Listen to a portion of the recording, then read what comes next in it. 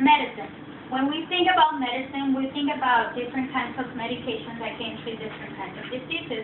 We might even visualize hospitals, nurses, and medical equipment. Others, however, might think of medicine as a mistake of humanity, something that goes against their religion, against their beliefs. What is concerning in this case, though, is that a lot of people do not understand why medical care is so important. They rather go with their medical beliefs than against them, and they don't realize how medicine and its advances in different medical treatments can help and prevent death in case of illness. I will explain the different benefits of medical care and how early treatment of different diseases can help prevent death, especially in children, who are the most susceptible to family-based negligence. I will conclude with one final plea to my audience to support the approach of proper medical care for all people, no matter what their religious beliefs are. Faith-based and family negligence has been a topic of discussion for many years, especially when it involves children with medical conditions. You will be able to understand this controversy better by the end of my speech and decide your own opinions on the subject. However, I hope that you will consider supporting those who spend many hours of their life saving the lives of others. Let's begin with some information to help you understand the benefits of medical treatment before passing any judgment on whether it is considered the right approach to illness. Medical treatment is the management and care of the patient to combat disease, according to the freedictionary.com 2012. Early medical treatment can help discover, prevent, and treat any medical condition. We have examples of many medical conditions, such as pneumonia, that starts with flu-like symptoms, and that can be actually treated with basic medication and over-the-counter medication. We have asthma, which attacks can be prevented by the use of inhalers. We have breast cancer. You know, it's becoming very popular. A lot of women have breast cancer today. They can be actually prevented by doing a mammogram. We have severe anemia. We can be treated by blood transfusions. We have inflammation of the appendix or appendicitis. It's also a very common disease among popularity. So many of these diseases occur each year to a lot of people, and a lot of people die from them because of their religious beliefs. They don't want to be treated for them. Throughout the years, technology has allowed many advances in today's medicine, which has helped medical professionals to come up with different types of medical treatment. In this case, we have the MRIs, the CT scans, like I mentioned before, the mammograph. Those are advances in technology that today allow medical professionals to treat different diseases. With this history in mind, it seems like there are many different medical treatments for almost all medical conditions and diseases. The main concern for today's medical professionals is that many children who suffer from chronic diseases are not receiving appropriate medical care because of faith-based decisions from their parents. At least 10 child deaths related to faith-based medical neglect come to light each year, but the number of children who die or are harmed is probably much higher, according to Alicia Gallegos in her research in 2011.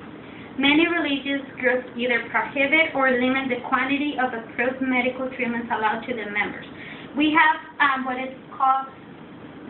several groups that do this, especially the Jehovah's Witnesses. A lot of us might know people that pertain to that certain group. They prohibit blood transfusions on their members. They cannot be treated with blood transfusions. They rather go with different treatments or prayer.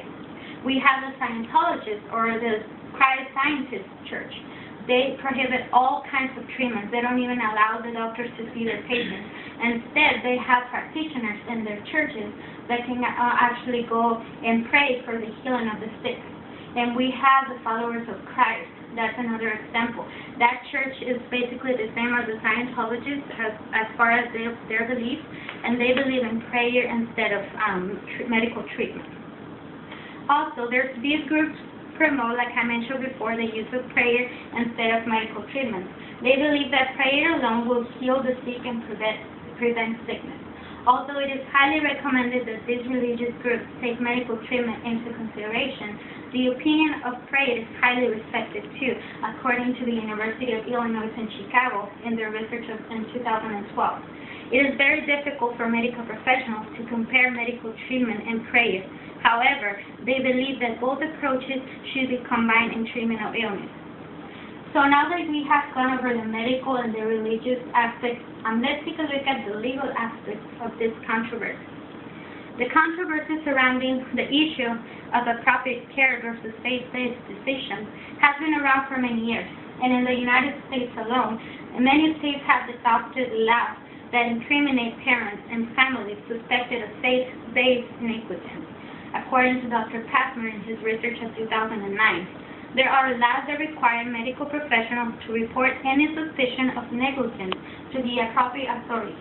When faced with this scenario, doctors must balance their practical obligations of providing medical care while adhering to the laws that require them to report cases of possible child neglect, according to Gallego 2011. We have an example here. These parents, Timothy and Rebecca Weiland from Oregon, they were accused of mistreating their infant. She was only 9 months old. She was born with a birthmark on her left eye, and she was left untreated until she turned 9 months old, and she lost the sight on the left eye.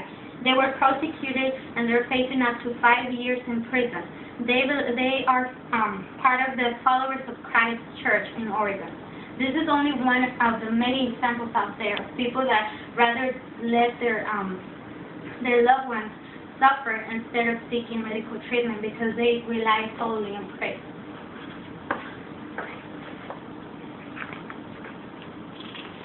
It is hard to imagine a scenario where families with strong religious beliefs agree with the authorities regarding this situation. You can decide yourself a solution to the controversy, for it has been a long controversy around the world. Also, there are blurred lines between sides to take concerning the controversy of appropriate care versus faith-based decisions. The facts are that there have been a lot of deaths in the United States because of medical treatment refusal, especially affecting children. The occurrence of the deaths, which could have been prevented, should not only be a concern for medical professionals, but also for the entire country.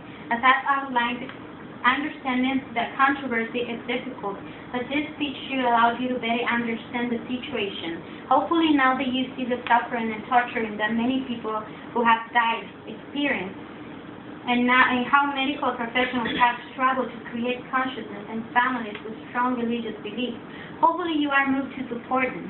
In conclusion, we should think about the suffering of those people who need medical attention, those who require proper medical care to prevent illness, and those whose age limitations prevent them from making their own decisions, children. We should also think of a way to combine practices, praying and medicine, in the journey to saving somebody's life.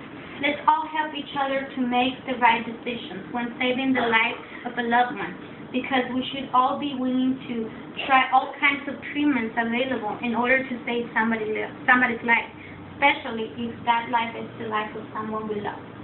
Now I have some pamphlets here that I'm going to give around to help you guys understand better this issue.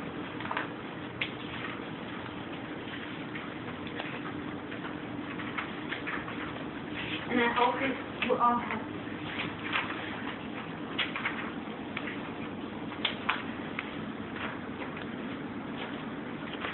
Well, this is the end of my speech. Thank you very much for being here, and hope to see you next.